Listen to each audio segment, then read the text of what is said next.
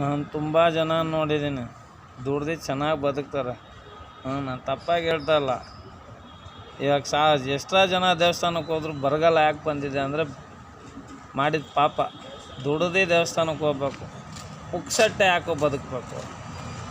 ನನಗಂತೂ ತುಂಬ ಬೇಜಾರಾಗಿ ಮಾತಾಡ್ತಾ ಇದ್ದೀನಿ.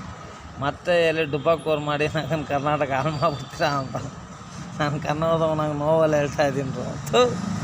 ತುಂಬ ಬೇಜಾರಾಗುತ್ತೆ. ದೇವಸ್ಥಾನಕ್ಕೆ ಹೋಗೋಕೆ ಆಯ್ತಾ ಇಲ್ಲ, ನೋವಾಗುತ್ತೆ. ಬಸ್ಸಲ್ಲೆಲ್ಲ ಬೈತಾರೆ, ದೇವಸ್ಥಾನದಲ್ಲಿ ಬೈತಾರೆ, ಯಾಕೆ ಬರ್ತೀರಾ ಹೆಂಗಸ್ರು ಅಂತ.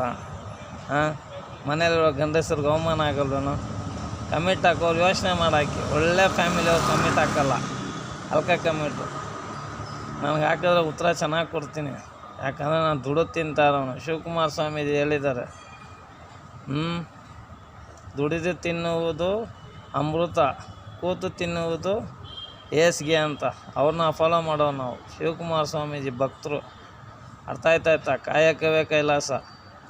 ಕೂತ್ಕೊಂಡು ತಿನ್ನೋ ನನ್ನ ಮಕ್ಕಳೆಲ್ಲ ನಾವು ದುಡಿದು ತಿನ್ನೋರು.